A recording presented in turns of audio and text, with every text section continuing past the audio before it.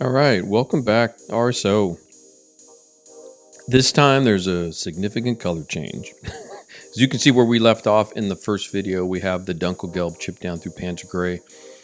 And one of the things we were talking about, this was via live streams, of course, as you guys should know by now, and what I was really getting into was storytelling, really taking that by the bit and really showcasing it with a really nice simple demo model. This is nothing special, this vehicle, this kit. It's the old, again, it's if you're unfamiliar, it's the old Italeri 1970s Peerless Max Reeboks kit.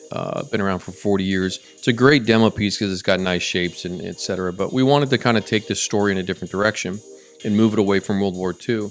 So I decided to kind of paint this in, I guess what you could call it would be like a fire service vehicle, running around somewhere in the Eastern European forests in the 1950s and 1960s, kind of a civilianized military tractor, if you will. And that was kind of the basic premise of what we were doing here. But we start off by laying out a nice coat of red as kind of a conversation starter, if you will, and kind of figure out what we're doing as we walk through this. And because we had some Panzer Gray that we were dealing with on the chassis, I decided to demonstrate what happens when you start painting primary colors over really, really dark base colors like a black base. And you can see how dead that red is. It's basically a dark maroon. It's almost impossible to work with. So what you have to do is you really have to kind of tweak your color palette in the color theory conversation in terms of the practical aspects of it, of how do you get that color to come out the way you want it to come out at the end of the day. And that was a really important topic here.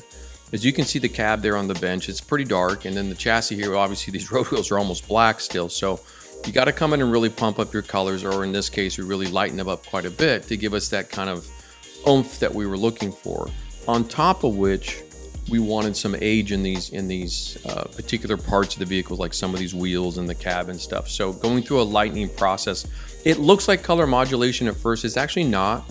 What I'm trying to do is the darker areas that are lower where the chips are, I'm just kind of letting the paint not cover it as thickly so that we can chip that a little bit easier later on. And then what we're going to do is we're going to add in some really lighter tones here by mixing up some additional paint and pinks and whites into the red. Because what we're going to do here in terms of a chipping conversation is pretty important, because civilian paint chipping is quite different than a lot of the other military or combat styles of paint chipping that we like to do with our projects. In the civilian vernacular, what we're really looking for is that aged look of years of abuse or use by the crews. It's not really well taken care of, but it is maintained. It's not a derelict of sorts, and it could be, but it's kind of in that construction equipment. It goes through a lifespan, if you will, especially over 15-20 years in the forest type conversation. So it's going to get scuffed and scratched quite easily as it is. And of course, whatever gloss would have been civilianized or not, it's going to get worn down quite heavily pretty fast, as this kind of project would turn into. So I start off with the chipping of the colors, and this is the beauty of this process, especially with mission models. You can paint and go. As soon as that airbrush is clean, boom, go, get the water, paper towels, your brush, and hit it.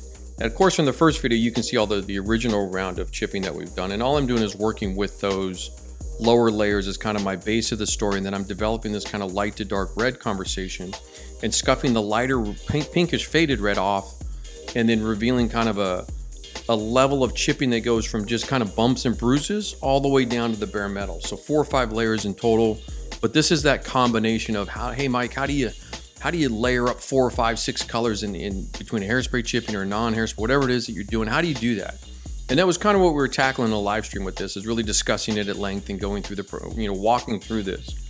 But as you can see, having those corners that were the more exposed chips with less paint on it makes it a little bit easier for me to chip back over that.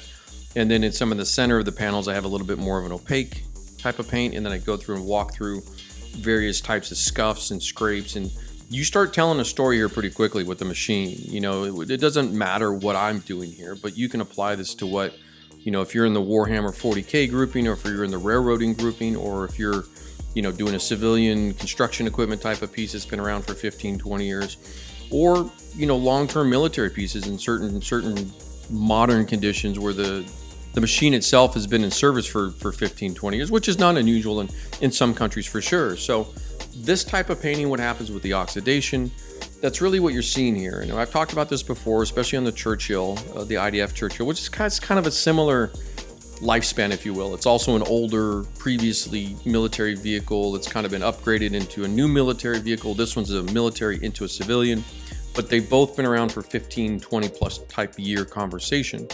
So you're going to deal with paint oxidation as the premise of this. And I don't want to chip everything all the way through all the time, even though this is heavily worn out.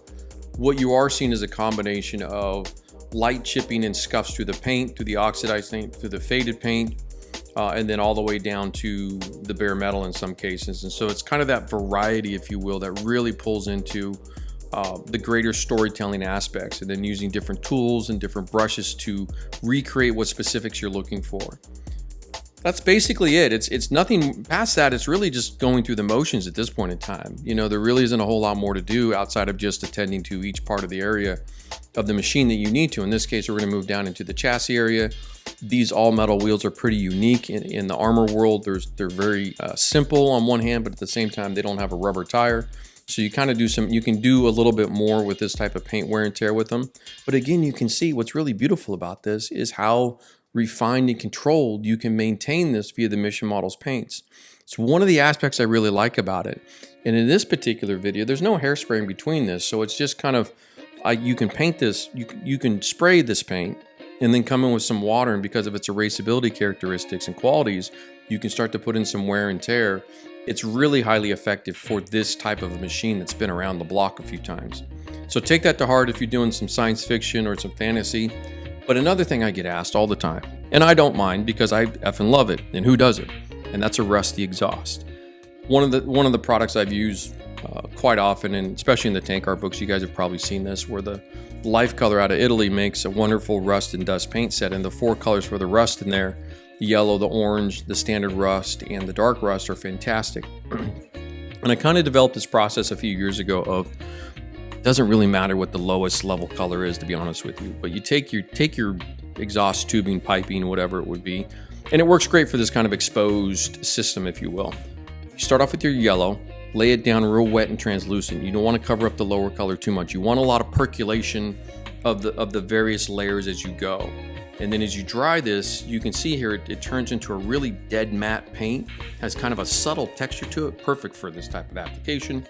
Come back in, swap out for some sponges, and then you can get kind of that speckled, gritty metal, you know, cheap steel, you know, welded piece of exhaust kind of conversation that we're all very familiar with, especially if you old car guys like me. You know, I was running around Alfa Romeos and I look under the thing, and this is kind of what's in my brain as I'm painting this out of, you know, how do I replicate a rusty exhaust? One of the things many guys do, and I will put this caveat out there, is don't get super textured with your rust. You'd be surprised how smooth exhaust pipes can be after 15, 20 years in terms of texture. So keep that in mind, but you want a little bit of it. And the best way to do that really is with the sponge. And the love of the exhaust really percolates out, comes out in the final layer. You kind of fight your way through the first 2 colors. It looks like crap and you're like, oh, this isn't very cool. But suffer through the standard rust layer, the 3rd one, and then swap to the sponge, and then really reduce the amount of paint you're putting down. And that's when you get that little speckly, gritty, rusty texture that really comes through. But it's because you have this, see the lower yellow and orange still pushing its way through the color spectrum there. Plus it's captured in some of it's kind of a pre-weathered layer, if you will. Makes this very efficient. This goes really quick in terms of the application process. And then the final layer is kind of one more round of the darkest tone. And this time you even reduce it less, and it's just a kiss. Just a little boop, and that's it. Just a little kiss of the sponge. Get these little speckles in there. Boom, done, money shot. That exhaust is 90% done and ready for the weathering when you get into the dust and the dirt phase of the project. Which, by the way, that's what we're going to do next. So we're going to throw some pigments down on this bad boy here in the next video. We're going to do some tracks, and we're going to get into kind of turning this into a civilian into science fiction, and we're going to take it one more level after this. So I hope you enjoyed this little quick down and dirty color change and chipping video. We'll see you on the next one, and thank you for the support.